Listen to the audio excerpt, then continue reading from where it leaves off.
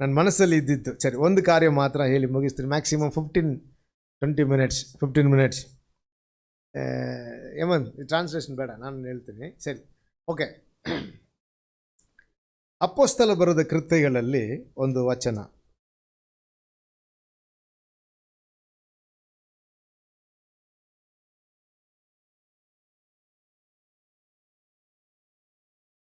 ಮೂರನೇ ಅಧ್ಯಾಯ,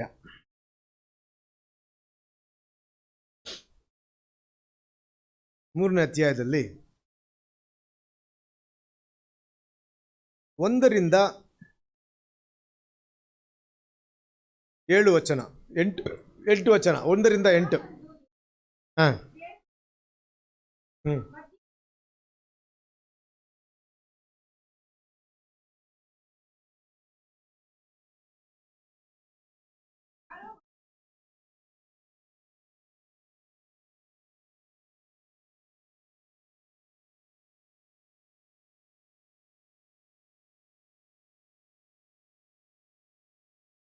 ದಿನಾಲು ಕೂರಿಸಿದ್ದರು. ಕರೆಕ್ಟಾ? ಹಾಂ.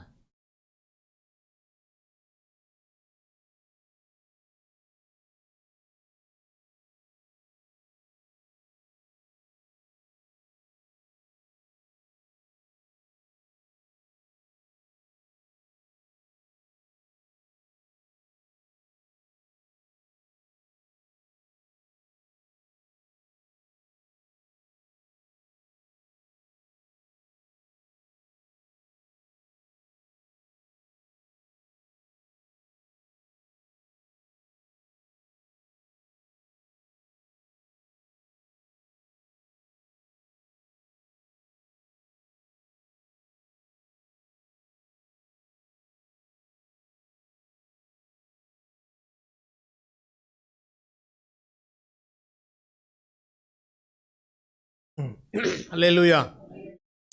ಇಲ್ಲಿ ಫಸ್ಟ್ ದೇವರ ಸಭೆ ಆರಂಭವಾಗುವಾಗ ಯೆರೂಸಲೇಮಲ್ಲಿ ನಡೆದಿದ್ದ ಒಂದು ದೊಡ್ಡ ಸುಚಮ ಕಾರ್ಯ, ಒಂದು ಅದ್ಭುತವಾದ ಕಾರ್ಯ. ಪೇತ್ರನು ಅಂದರೆ ಶಿಷ್ಯರೆಲ್ಲರೂ ದೇವರ ಮಾತಿನಂತೆ ಯೆರೂಸಲೇಮಲ್ಲಿ ಕೂಡಿ ಪ್ರಾರ್ಥಿಸುವಾಗ ದೇವರ ಶಕ್ತಿ ಅವರಿಗೆ ಬಂದಿತ್ತು. ಓಕೆ, ದೇವರ ಶಕ್ತಿ ಅವರಿಗೆ ಬಂದಿತ್ತು. ಪರಿಶುದ್ಧ ಆತ್ಮನಾದ ದೇವರ ಬಲವು ಅವ್ರಿಗೆ ಬಂದಿತ್ತು. ಮಾರನ ದಿವಸ ಅವ್ರೇನು ಮಾಡ್ತಾರೆ, ಯೂಶಲ್ ಆಗಿ ಪ್ರಾರ್ಥನೆ ಮಾಡೋಕ್ಕೆ ಹೋಗುವಂತೆ ಕರೆಕ್ಟಾಗಿ 3 ಗಂಟೆ ಅವತ್ತು ಮಧ್ಯಾಹ್ನ ಪ್ರಾರ್ಥನೆ ಮಾಡೋಕ್ಕೆ ಹೋಗಿದಂತೆ ಅವ್ರು ಏನು ಮಾಡ್ತಾರೆ, ಪೇತ್ರನ್ನು ಯೋಹಾನನು ಏನು ಮಾಡ್ತಾರೆ, ಪ್ರಾರ್ಥನೆಗೆ ಹೋಗುವಾಗ ಆ ಸುಂದರ ದ್ವಾರದಲ್ಲಿ ಯಾವಾಗಲೂ ಒಬ್ಬನು ಕೂತ್ಕೊಂಡು ಬಿಚ್ಚೆ ಬೇಡ್ತಾ ಇದ್ದ. ಆವತ್ತು ಮಾತ್ರ ಇಲ್ಲ, ಅವನ ಹುಟ್ಟಿದ್ದರಿಂದ ಗುಂಟನಾಗಿ ಇರುವುದರಿಂದ ಅವನಿಂದ ಏನಾದರೂ ಕುಟುಂಬಕ್ಕೆ ಸಿಕ್ಕುತ್ತೆ ಎಂದು ಅವ್ರ ಕುಟುಂಬದವರು ಏನು ಮಾಡಿದರು, ದಿನ ಅವನನ್ನು ಎತ್ಕೊಂಡು ಬಂದು ಅಲ್ಲಿ ಕೂರಿಸ್ತಾರೆ. ಎಷ್ಟು ದಿನ ಇರ್ಬೋದು, 20 ವರ್ಷ ಇರ್ಬೋದು, 15 ವರ್ಷ ಇರ್ಬೋದು, ಆದರೂ ಪ್ರತಿದಿನ ಕೂರಿಸ್ತಾರೆ.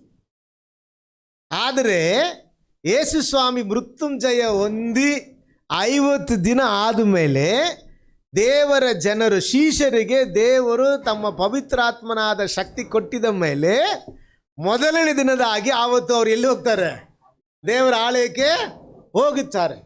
ಈ ದೇವರ ಆಲಯಕ್ಕೆ ಹೋಗುವಾಗ ಯೂಶಲ್ ಆಗಿ ಬಿಚ್ಚೆ ಬೇಡುವಂತೆ ಅವನೇನು ಮಾಡಿದ, ಕರವನ್ನು ಚಾಚಿ ಅವ್ರ ಹತ್ರ ಕೇಳಿದ್ದ. ಇದುವರೆಗೂ ಅಕಸ್ಮಾತ್ ಪೇತ್ರನ್ನು ಯೇಸು ಸ್ವಾಮಿ ಜೊತೆಯಲ್ಲಿ ಹೋಗಿರ್ಬೋದಾ ಗೊತ್ತಿಲ್ಲ, ಆದರೆ ಪೇತ್ರನ್ನು ಆಲಯದಲ್ಲಿ ಹೋಗಿರ್ಬೋದು, ಅವ್ನು ನೋಡ್ಬೋದು ಅನಿಸುತ್ತೆ. ನೋಡುವಾಗ ಏನಾದಿದ್ದರೆ ಕೈಯಲ್ಲಿ ಕೊಟ್ಬಿಟ್ಟು ಹೋಗುತ್ತಾನೆ. ಆದರೆ ಈ ಸತಿ ಅವನೇನು ಮಾಡ್ತಾನೆ, ಅವನು ನೋಡಿ ನನ್ನನ್ನು ದೃಷ್ಟಿಸಿ ಎಂದು ಹೇಳ್ತಾನೆ. ನನ್ನನ್ನು ದೃಷ್ಟಿಸಿ ಎಂದು ಹೇಳಿ, ಈಗ ನಿನಗೆ ಕೊಡಕ್ಕೆ ನನ್ನಲ್ಲಿ ಏನಿಲ್ಲ, ಬೆಳ್ಳಿ ಬಂಗಾರ ಇಲ್ಲ, ಆದರೆ ನಿನಗೆ ಕೊಡುವುದಕ್ಕೆ ಬೇರೆ ಒಂದಿದೆ, ನಿನಗೆ ಕೊಡುವುದಕ್ಕೆ ಬೇರೆ ಒಂದು ಇದೆ. ಅವನು ಹೇಳ್ತಾನೆ ನೋಡ್ರಿ, ಒಂದು ವಾಕ್ಯ ನನಗೆ ತುಂಬ ಇಷ್ಟವಾದ ಒಂದು ವಾಕ್ಯ, 6ನೇ ವಚನ.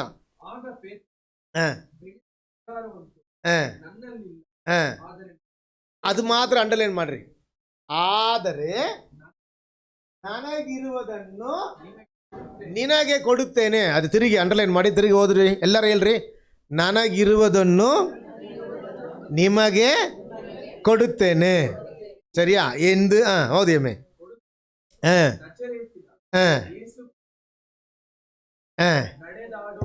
Alleluia, alleluia. ನೋಡ್ರಿ, ಇವಾಗ ಅವನಿಗೆ ನಿಜವಾಗಲಿ ಬೇಕಾಗಿದ್ದು ದಿನನಿತ್ಯ ಬಿಚ್ಚ ಬೇಡುವಂತ ಬೆಳ್ಳಿ ಬಂಗಾರವಿಲ್ಲ. ಅವನಿಗೇನು ಬೇಕಾ? ಅವನು ದುಡಿದು ಅವನು ಬಾಳುವಂತೆ ದೇವರ ಶಕ್ತಿ ಎಂಬ ಅರ್ಪುದ ಮಾಡುವಂಥ ಶಕ್ತಿ ಅವನಿಗೆ ಕೊಡಬೇಕು. Alleluia, alleluia. ಇದು ಪೇತ್ರನ ಹೃದಯದಲ್ಲಿ ಕಾನ್ಫಿಡೆಂಟ್ ಆಗಿ ಇತ್ತು. ನನಗೆ ಒಂದು ಆಶ್ಚರ್ಯ ಏನಂದರೆ, ಅವನು ಏನು ಹೇಳ್ತಾನೆ, ನನ್ನಲ್ಲಿ ಇರುವುದನ್ನು ನಿಮಗೆ ಕೊಡುತ್ತೇನೆ. ಅಲ್ಲೇಲೂಯಾ. ಅವನಲ್ಲಿ ಇದ್ದಿದ್ದರಿಂದ ಅವನು ಕೊಟ್ಟಿದ್ದ. ಅವನು ಕೊಟ್ಟಿದ ತಕ್ಷಣ ಅವನಿಗೆ ಜೀವನ ಸಿಕ್ತು. ಅಲ್ಲೇಲೂಯಾ. ಏನು ಜೀವನ ಸಿಕ್ತು? ಇನ್ನು ಮುಂದೆ ಅವನು ಯಾರಿಲ್ಲ, ಗುಂಟನು ಇಲ್ಲ. ಇನ್ನು ಮುಂದೆ ಅವನು ಯಾರಿಲ್ಲ, ಬಿಚ್ಚೆ ಬಿಡುವನಿಲ್ಲ. ಇನ್ನು ಮುಂದೆ ಅವನು ಯಾರಿಲ್ಲ, ಬಡತನವಿಲ್ಲ. ಇನ್ನು ಮುಂದೆ ಅವನು ಸೋಮಾರಿ ಇಲ್ಲ. ಇನ್ನು ಮುಂದೆ ಅವನು ಕೆಲಸ ಮಾಡುವವನು. ಇನ್ನು ಮುಂದೆ ಅವನು ದುಡಿಯುವವನು. ದೇಶದಲ್ಲಿ ಎಲ್ಲರಂತೆ ಮೇಲೆ ಹತ್ತಿಸಿ ಬರುವಂಥವನ.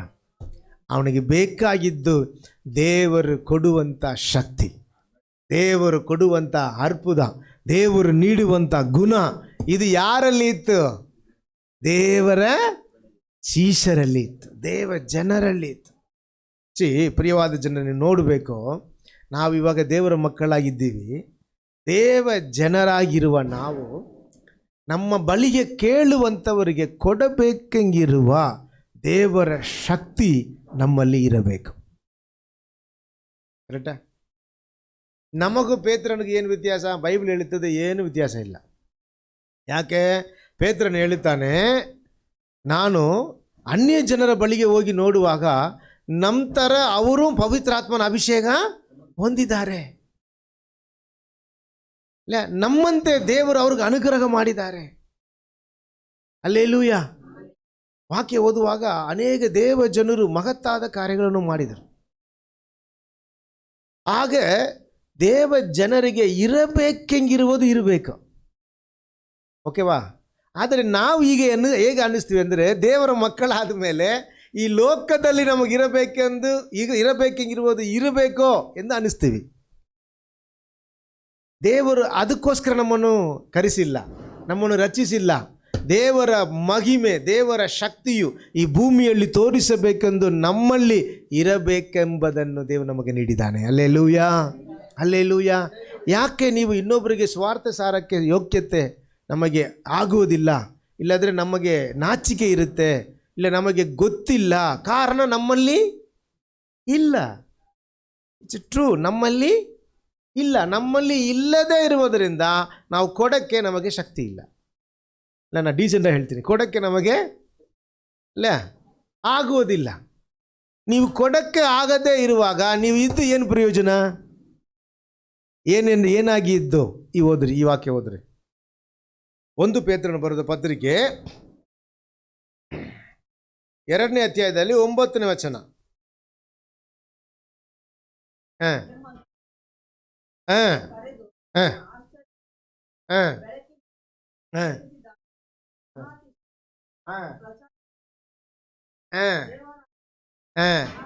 ಜನಾಂಗವು, ರಾಜವಂಶದವರು, ಯಾಜಕರು ಆಗಿದ್ದೀರಿ. ಅಲ್ಲೇಲೂಯಾ.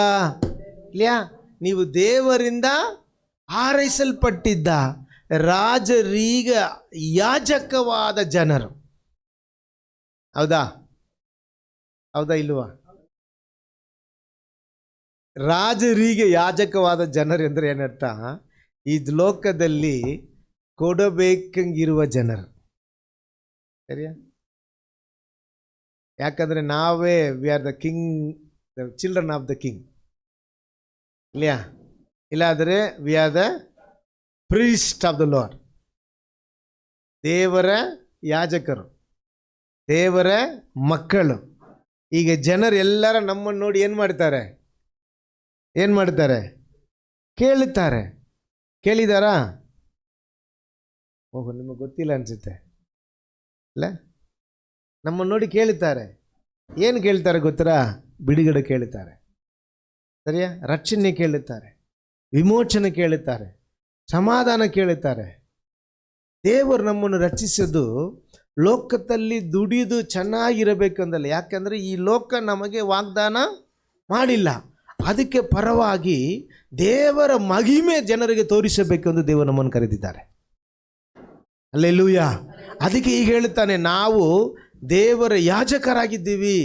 ದೇವರ ಯಾಜಕ ಅಂದರೆ ದೇವರು ನಮ್ಮನ್ನು ಮನುಷ್ಯರಿಗೆ ಯಾಜಕರಾಗಿ ನೇಮಿಸಿದ್ದಾರೆ. ಈಗ ನೀವೇ ಆತನ ಪುಣ್ಯತನ ಸಲ್ಲುವಂಗ ವಾಡ್ಸೆ ತಿರುಗಿ ಹೋದ್ರಿ ಅದು. ಹಾಂ ಹಾಂ ಹಾಂ ಓ, ಹಂಗಾರೆ ಸುದ್ದಿಗೆಲ್ಲ ಬೇರೆ ಟ್ರಾನ್ಸ್ಲೇಷನ್. ಹಾಂ ಹಾಂ ಗುಣಾದಿಶಯಗಳು ಇಲ್ಲ ವರ್ಷ ಒಂದು ಕಡೆ ಗುಣಾದಿಶಯ, ಒಂದು ಕಡೆ ಸ್ತುತಿಯಾ. ತಮಿಳಿನಲ್ಲಿ சொல்லும் பொழுது புண்ணியம் ಇಲ್ಲ. ಪುಣ್ಯನ ದೇವರು ನಮಗೆ ಮಾಡಿದ ಕಾರ್ಯಗಳು, ದೇವರು ನಮಗಾಗಿ ಮಾಡಿ ಇಟ್ಟಿದ್ದ ಕಾರ್ಯಗಳು. ಹಲ್ಲೆಲೂಯಾ. ಇದು ಯಾರಲ್ಲಿ ಇರಬೇಕಾ? ನಮ್ಮಲ್ಲಿ ಇರಬೇಕು. ನಮ್ಮಲ್ಲಿ ಇದ್ದರೆ ಹೊರತು ನಾವು ಅವರಿಗೆ ಕೊಡುವುದಿಲ್ಲ. ನಾವು ಅವ್ರಿಗೆ ಕೊಟ್ಟಿದರೆ ಅವರು ಎದ್ದೇಳಿ ನಿಲ್ಲುತ್ತಾರೆ. ಹಲ್ಲೆಲೂಯಾ. ಅವರು ಗುಣ ಹೊಂದುತ್ತಾರೆ, ಅವರು ಸಮಾಧಾನ ಹೊಂದುತ್ತಾರೆ, ಅವರು ರಕ್ಷಣೆ ಹೊಂದುತ್ತಾರೆ. ಈ ಥರ ನಾವು ಒಬ್ಬೊಬ್ಬರನ್ನು ಯೇಸುವಿನ ನಾಮದಲ್ಲಿ ಜೀವ ಕೊಡುವ ಜನರಾಗಿ, ಇಲ್ಲ ಜೀವಿಸುವಂಥ ಮಕ್ಕಳಾಗಿ ಮಾರ್ಪಡಿಸುವುದಕ್ಕಾಗಿ ದೇವರು ನಮ್ಮ ನೇಮಿಸಿದ್ದಾರೆ. Hallelujah, hallelujah. ಅದಕ್ಕೆ ಪೇತ್ರನು ಹೇಳ್ತಾನೆ, ನನ್ನಲ್ಲಿ ಇರುವುದನ್ನು ನಿಮಗೆ ಕೊಡುತ್ತೇನೆ. ಕರೆಕ್ಟಾ? ಎಷ್ಟು ಜನ ಅಂಥವರನ್ನು ನೋಡಿ ನೀವು ಭಯಪಡ್ತಾ ಇದ್ದೀರಿ? ಎಷ್ಟು ಜನರಿಗೆ ಇನ್ನೊಬ್ಬರಿಗೆ ಕೊಡೋಕ್ಕೆ ಯೋಗ್ಯತೆ ಇಲ್ಲದೆ ಇರುತ್ತದೆ? ಕಾರಣ ನಮ್ಮಲ್ಲಿ ಇಲ್ಲ. ಹಣ ಸಹಾಯ ಮಾಡೋಕ್ಕೆ ನಾವು ದುಡಿತೀವಿ, ನಮ್ಮ ಕರದಲ್ಲಿ ಸ್ವಲ್ಪ ಇದನ್ನು ನಾವು ಕೊಡುತ್ತೀವಿ. ಅದು ಒಂದು ದಿನ ಊಟಕ್ಕಾಗುತ್ತೆ, ಇಲ್ಲ ಒಂದು ತಿಂಗಳು ಊಟ ಮಾಡೋಕ್ಕಾಗುತ್ತೆ. ಅವನ ಜೀವನದಲ್ಲಿ ಅವನು ಚೆನ್ನಾಗಿ ಜೀವಿಸಬೇಕಾದರೆ ಊಟಕ್ಕಿಂತ ದೊಡ್ಡದು ದೇವರ ಶಕ್ತಿ, ದೇವರ ಮಹಿಮೆ. ಇದು ಯಾರಲ್ಲಿ ಇದೆ? ಇದು ಯಾರಲ್ಲಿ ಇದೆ? ದೇವ ಜನರಲ್ಲಿ ಇದೆ. ಹಲ್ಲೆಲೂಯಾ. ನಾನು ಈಗ ಅಡಿಸ್ತಾನೆ, ಇದುವರೆಗೂ ಯೋಹಾನನು ಪೇತ್ರನು ದೇವ ಆಲಯಕ್ಕೆ ಇದು ಸುಂದರವಾದ ದ್ವಾರದ ಬಾಗಿಲಲ್ಲಿ ಹೋಗುವಾಗ ಅವನು ನೋಡಿರಬಹುದು, ಆದರೆ ಅವನಿಗೇನಾದರೂ ಕೊಟ್ಬಿಟ್ಟು ಹೋಗಿರ್ಬೋದು. ಈಗ ಗೊತ್ತಾಯಿತು, ಅವನಿಗೆ ಬಿಚ್ಚೆ ಬೇಡುವಂಥದ್ದಲ್ಲ, ಅವನು ಬಾಳುವಂಥ ಜೀವನ ಅವನಿಗೆ ಅವಶ್ಯವಾಗಿದೆ. ಹಲ್ಲೆಲೂಯಾ.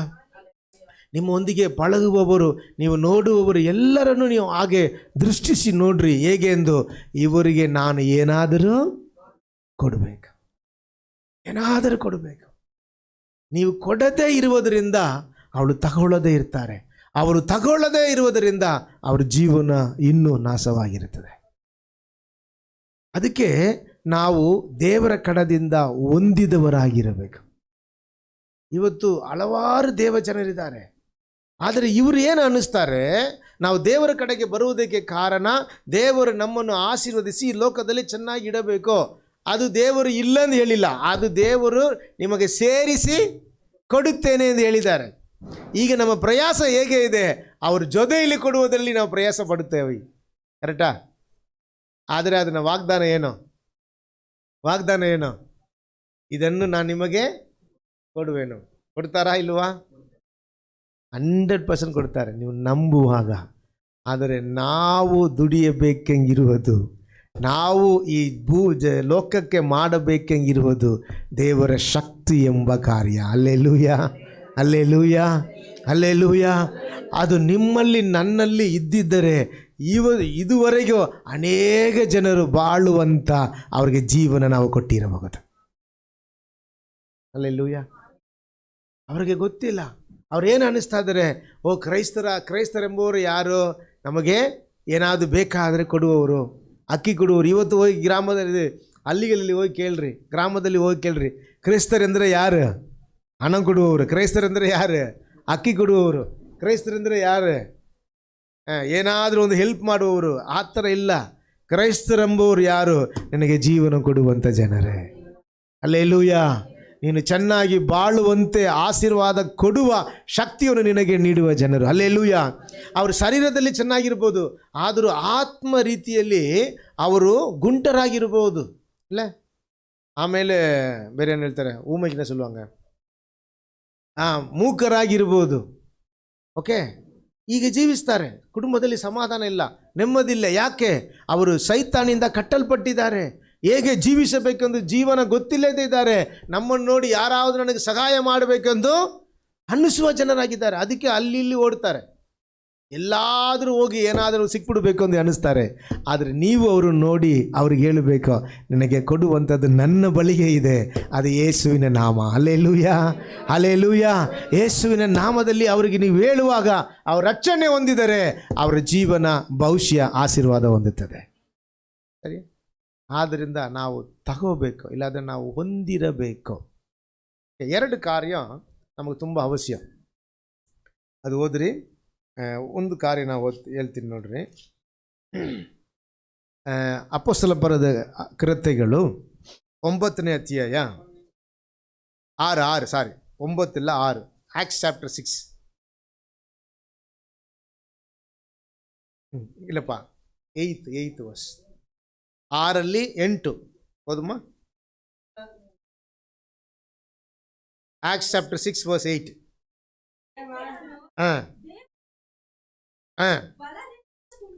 ದೇವರ ಕೃಪೆಯಿಂದಲೂ ವಿಶ್ವಾಸದಿಂದಲೂ ಫಲದಿಂದಲೂ ತುಂಬಿದವನಾಗಿದ್ದ. ಹಲ್ಲೆಲೂಯಾ. ಅವನು ಹೇಳ್ತಾನೆ ನೋಡಿ, ತುಂಬಿದವನಾಗಿ ಜನಾಂಗೊಳಗೆ ಮಹಾ ಅದ್ಭುತ ಕಾರ್ಯಗಳನ್ನು, ಸೂಚಕ ಕಾರ್ಯಗಳನ್ನು ಮಾಡುತ್ತಾ ಇದ್ದ. ಹಲ್ಲೆಲೂಯಾ. ನೋಡ್ರಿ, ಯೆರೂಸಲೇಮಲ್ಲಿ ಸಭೆ ಸೇರಿ ಬರುವಾಗ ಸಭೆ ಚೆನ್ನಾಗಿ ಅವರು ಭಕ್ತಿಯಲ್ಲಿ ಇದ್ದರು, ಸಮಾಧಾನದಲ್ಲಿ ಇದ್ದರು, ಚೆನ್ನಾಗಿ ಬೆಳೀತಾ ಬಂತು. ಯಾರುವರೆಗೆ? ಎದುವರೆಗೆ? ಸ್ತೆಫಾನ ಬರುವವರೆಗೆ. ಸ್ತೆಫಾನ ಬಂದ ತಕ್ಷಣ, ಅಂದರೆ ಸ್ಟೀಫನ್, ಕನ್ನಡದಲ್ಲಿ ಏನೋ ಸ್ಟೆಫಾನ್, ಓಕೆ. ಸ್ಟೆಫಾನ್ ಬರುವವರೆಗೆ ಸಮಾಧಾನವಾಗಿ ಚೆನ್ನಾಗಿ ಎಲ್ಲರೂ ಬದುಕ್ತಾ ಇದ್ರು. ಆದರೆ ಸ್ಟೆಫಾನ್ ಬಂದ ಮೇಲೆ ದೇವರ ಅಧಿಶಕ್ತಿ ಅವನು ಹೊಂದಿದ್ದ. ಆದ್ದರಿಂದ ಅವನು ಎಲ್ಲೆಲ್ಲ ಹೋಗ್ತಾ ಇದ್ದಾನೋ ಅಲ್ಲೆಲ್ಲ ಏನಾಗಿತ್ತು? ದೊಡ್ಡ ಅದ್ಭುತ ನಡೀತಾ ಇತ್ತು. ಇದು ಜನರು ಕಂಡಿದ ತಕ್ಷಣ ಎಲ್ಲ ಅಪೊಸ್ತಲರ ಮೇಲೆ ಇರುವ ಕಣ್ಣು ದೃಷ್ಟಿಗಿಂತ ಯಾರ ಮೇಲೆ ಜಾಸ್ತಿ ಆಯಿತು? ಸ್ಟೆಫಾನ್ ಮೇಲೆ ಜಾಸ್ತಿ ಆಯಿತು. ಅರ್ಥ ಆಯ್ತಾ? ಫಸ್ಟ್ ದೇವರಿಗಾಗಿ ರಕ್ತಸಾಕ್ಷಿಯಾಗಿ ತೀರೋಗಿದ್ದು ಯಾರು? ಅಪೊಸ್ತಲ ಆದಮೇಲೆ. ಅಪೊಸ್ತಲ ಆಗೋದು ಮುಂಚೆ ಯಾರೇ? ಸ್ಥಾನಿಕನಾದ ಯೋಹಾನನು. ಅವನದು ಸೇವೆ ಬೇರೆ. ಅವನು ಯಾರು? ದೇವರಿಗೆ ಮಾರ್ಗವನ್ನು ಸಿದ್ಧಪಡಿಸುವವನು. ಓಕೆ. ಆದರೆ ದೇವರು ಮೃತ್ಯುಂಜಯ ಆದ ಮೇಲೆ, ಪವಿತ್ರಾತ್ಮನ ಶಕ್ತಿ ಹೊಂದಿದ ಮೇಲೆ, ಸಭೆ ಪ್ರಾರಂಭ ಆದ ಮೇಲೆ, ದೇವರ ಸ್ವಾರ್ಥ ಸಾರುವುದಕ್ಕೆ ಮುಂದೆ ಸಾಗಿದ ತಕ್ಷಣ ಅಷ್ಟು ಮಂದಿ ದೇವರ ಮಕ್ಕಳಿದ್ದರು, ಸೇವಕರಿದ್ದರು. ಸ್ತೆಫಾನನ್ನು ನೋಡುವಾಗ ಅವನು ಅಧಿಕವಾಗಿ ದೇವರ ಶಕ್ತಿಯಲ್ಲಿ ತುಂಬಿದ್ದ. ಹಲ್ಲೆಲೂಯಾ. ಆವಾಗ ಜನರಿಗೆ ಸಭೆ ಮೇಲೆ ಒಂದು ಕಣ್ಣು ಬಂತು, ಅದುವರೆಗೆ ಬಂದಿಲ್ಲ. ನೀವು ಓದುವಾಗ ಅದೆಲ್ಲ ಗೊತ್ತಾಗುತ್ತೆ. ಸ್ತೆಫಾನ್ ಬಂದ ಮೇಲೆ ಉಪದ್ರವ ಸ್ಟಾರ್ಟ್ ಆಯಿತು ಎಂದು ಒಂದು ವಚನ ನೋಡ್ರಿ.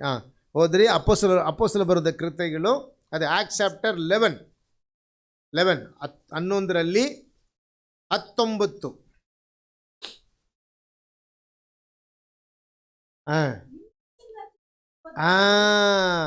ಸ್ತೆಫಾನಿಂದ ಉಂಟಾದ ಹಿಂಸೆಯಲ್ಲಿ ಸದರಿ ಹೋಗಿದ್ದ ಸಭೆ. ಅದಕ್ಕೆ ಮುಂಚೆ ಸಭೆ ಹೇಗೆ ಇತ್ತು? ಸದರಿ ಹೋಗಿಲ್ಲ. ಎಲ್ಲರೂ ಗುಂಪಾಗಿ ಕೂಡಿ ಮನೆಗೆ ಹೋಗಿ ಪ್ರಾರ್ಥನೆ ಮಾಡಿ ಸ್ತೋತ್ರ ಮಾಡ್ತಾ ಇದ್ದರು. ಆದರೆ ಅಧಿಶಕ್ತಿ ಅವನು ಹೊಂದಿರುವುದರಿಂದ ಅವನಿಂದ ದೊಡ್ಡ ಕಾರ್ಯವು ನಡೆದಿತ್ತು. ಹಲ್ಲೆಲೂಯಾ. ಅಣ್ಣ, ಅದು ಏನೇನು ಇಲ್ಲಿ ಬರೆದಿಲ್ಲ. ಪೇತ್ರನು ಮಾಡಿದ್ದು ಬರೆದಿದ್ದೆ, ಆದರೆ ಅವನು ಮಾಡಿದ್ದು ಬರೆದಿಲ್ಲ. ಆದರೂ ಹೀಗೆ ಬರೆದಿದೆ, ದೊಡ್ಡ ಕಾರ್ಯಗಳನ್ನು ಮಾಡಿದ್ದ. ಈ ಕಾರ್ಯಗಳ ಮುಖಾಂತರವಾಗಿ ಜನರ ದೃಷ್ಟಿ ಎಲ್ಲ ಯಾರ ಕಡೆಗೆ ತಿರುಗಿತ್ತು? ಸಭೆ ಕಡೆಗೆ ತಿರುಗಿತ್ತು. ಹಲ್ಲೆಲೂಯಾ.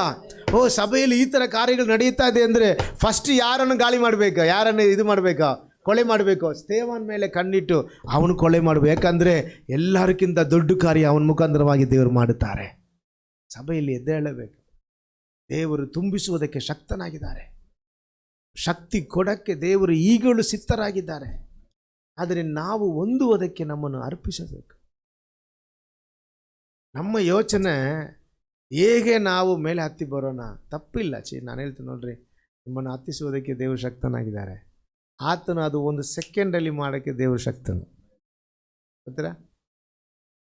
1 ಸೆಕೆಂಡಲ್ಲಿ ದೇವರು ಮಾಡೋಕ್ಕೆ ಶಕ್ತನಾಗಿದ್ದಾರೆ. ಯಾಕಂದರೆ ನಾವು ಉಂಟು ಮಾಡುವುದಕ್ಕೂ ಮುಂಚೆ ಸಕಲವನ್ನು ದೇವರು ನಮಗಾಗಿ ಸೃಷ್ಟಿಸಿ ಇಟ್ಟಿದ್ದಾನೆ.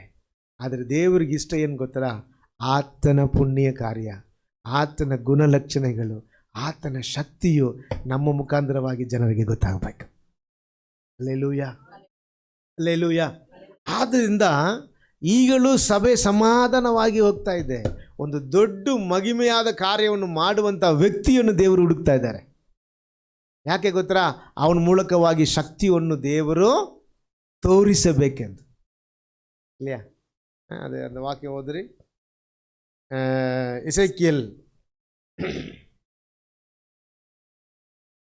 ಎಸೆಕಿಯಲ್ 22:30. ಹ್ಮ್ ಹ್ಮ್ ಹ್ಮ್ ಹ್ಮ್ ಹ್ಮ್ ಹ್ಮ್ ಅಣ್ಣ, ಒಬ್ಬನನ್ನೇ ಆತನ ಹುಡುಕ್ತಾ ಇದ್ದಾನೆ. ಇಲ್ಲಯಾ? ಏನೆಂದು ಯಾಕೋಸ್ಕರ ಗೋಡೆಯನ್ನು ಮುಚ್ಚಬೇಕು. ಯಾಕೆ ಗೋಡೆ ಮುಚ್ಚಬೇಕು?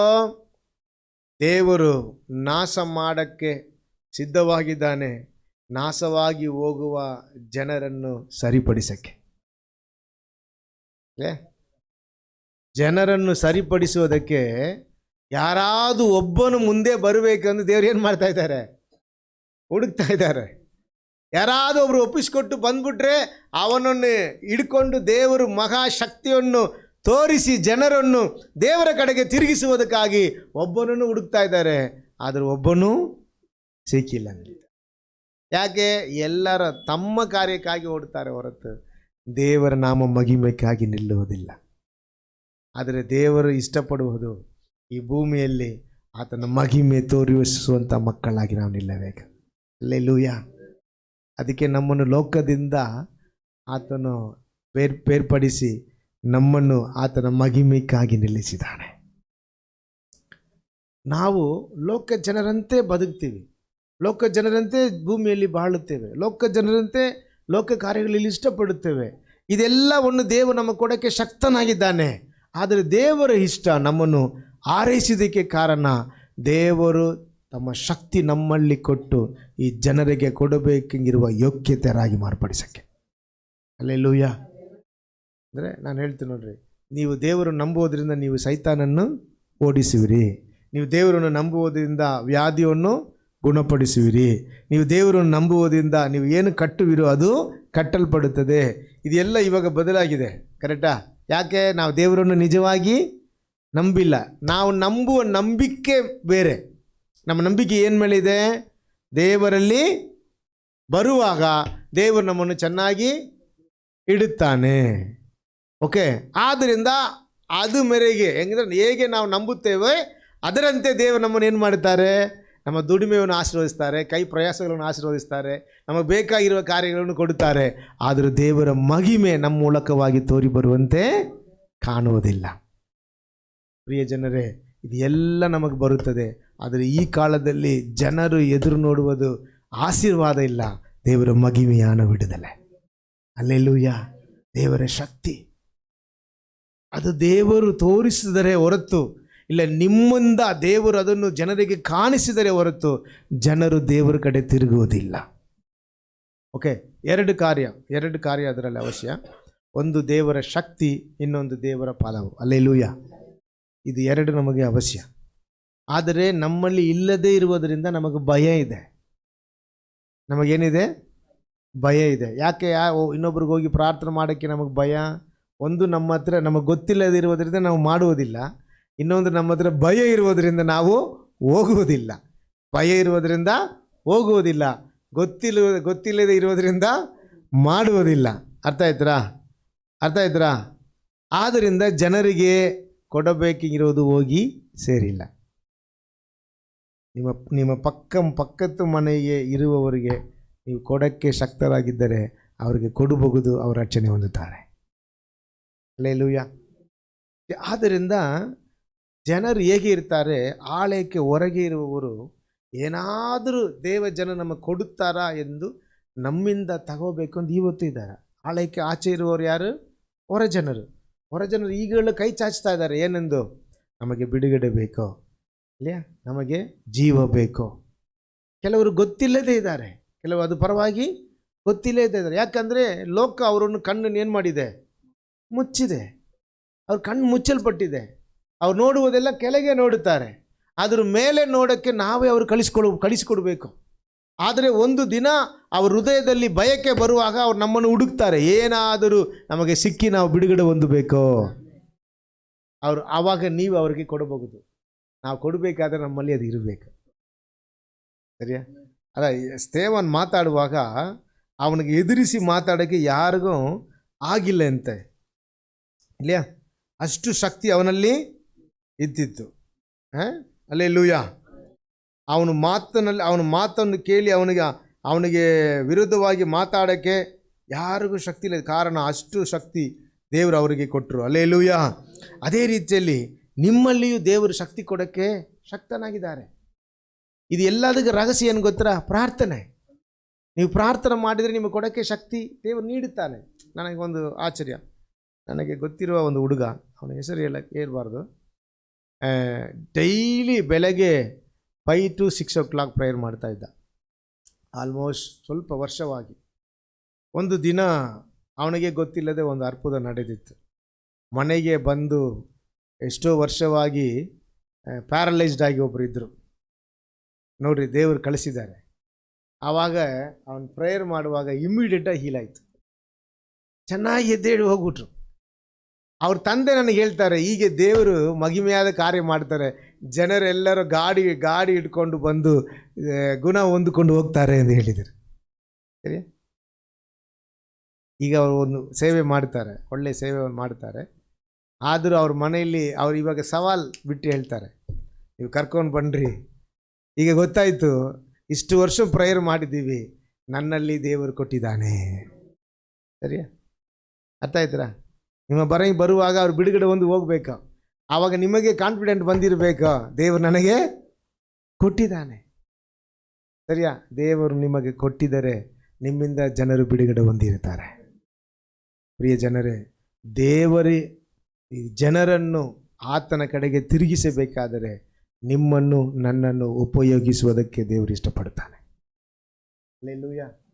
ಈಗ ನಾವು ಒಂದು ಕಾರ್ಯ ಮಾಡಬೇಕು, ಪೇತ್ರನಂತೆ ಸ್ತೆಫನಂತೆ ದೇವರ ಕಡೆಯಿಂದ ಹೊಂದಿಕೊಳ್ಳಬೇಕು.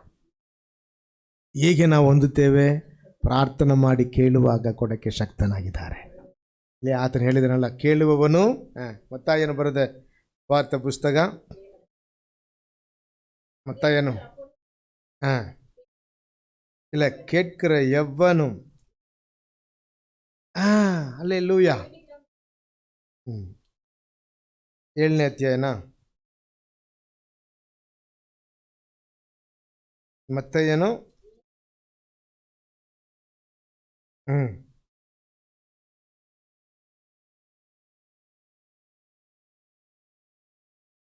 ದೇವರ ಬಳಿಗೆ ಕೇಳುವಾಗ ದೇವರು ನಮಗೆ ಕೊಡುವಂಥವನಾಗಿದ್ದಾರೆ. ಅದಕ್ಕೆ ನಾನು ಹೇಳ್ತೀನಿ, ಪ್ರಾರ್ಥನೆ ಮಾಡೋಕ್ಕೆ ಕಲೀರಿ, ಪ್ರಾರ್ಥನೆ ಮಾಡೋಕ್ಕೆ ನಿಮ್ಮನ್ನು ಒಪ್ಪಿಸಿಕೊಡ್ರಿ. ನಾವು ಸಾಧಾರಣವಾದ ಒಂದು ವಿಶ್ವಾಸಿಯಾಗಿ ಚರ್ಚಿಗೆ ಹೋಗ್ತೇವೆ ಬರುತ್ತೇವೆ ಎಂದು ಇರಬಾರದು. ಅಪಾರವಾದ ಕಾರ್ಯವನ್ನು ದೇವರಿಗೆ ಮಾಡುವವರಾಗಿರಬೇಕು. ಸರಿಯಾ? ನೀವು ನಂಬಬೇಕು, ಫಸ್ಟ್ ನಂಬಬೇಕು, ದೇವರ ಕಡೆಗೆ ಬರಬೇಕು. ಇದು ಎರಡು ಮಾಡಬೇಕಾದರೆ ಲೋಕದಲ್ಲಿ ನಮ್ಮ ಐಕ್ಯತೆ ಇರಬಾರ್ದು. ಫಸ್ಟ್ ಲೋಕ ಹಾಗೆ ಮಾಡದೆ ದೇವರಿಗೆ ಮಹಿಮೆಯಾಗಿ ಪ್ರಕಾಶಿಸುವುದು ಕಷ್ಟ. ಯಾಕೆ? ಲೋಕವು ನಮ್ಮನ್ನು ಏನು ಮಾಡುತ್ತದೆ? ಎಳೆಯುತ್ತದೆ. ಲೋಕ ನಮಗೆ ಬೇಕಾಗಿರುವ ಕಾರ್ಯಗಳು ಹೇಳುತ್ತದೆ. ನಾವು ಸ್ವಲ್ಪ ಹಾಗೇ ದೇವರ ಪ್ರಾರ್ಥನೆ, ವಾಕ್ಯ ಓದುವುದು, ಅನ್ಯೋನ್ಯತೆ, ದೇವರ ಸಭೆಗೆ ಬರುವುದನ್ನು ಹಾಗೇ ಕಡಿಮೆ ಆಗುತ್ತೆ, ನಮ್ಮ ಶಕ್ತಿ ಕುಂದಿ ಹೋಗುತ್ತೆ. ಇದು ನಾವು ಫಸ್ಟ್ ಹಾಗೆ ಮಾಡಬೇಕು. ಇದು ನಾವು ತಿರಸ್ಕರಿಸಬೇಕು. ಇದು ಲೋಕ ಕಾರ್ಯಗಳು ತಿರಸ್ಕರಿಸಿ ತೀರ್ಮಾನ ಮಾಡಬೇಕು, ದೇವರ ಶಕ್ತಿ ಹೊಂದಿ ಈ ಜನರಿಗೆ ಪ್ರಯೋಜನವಾಗಿ ಜೀವಿಸಬೇಕು.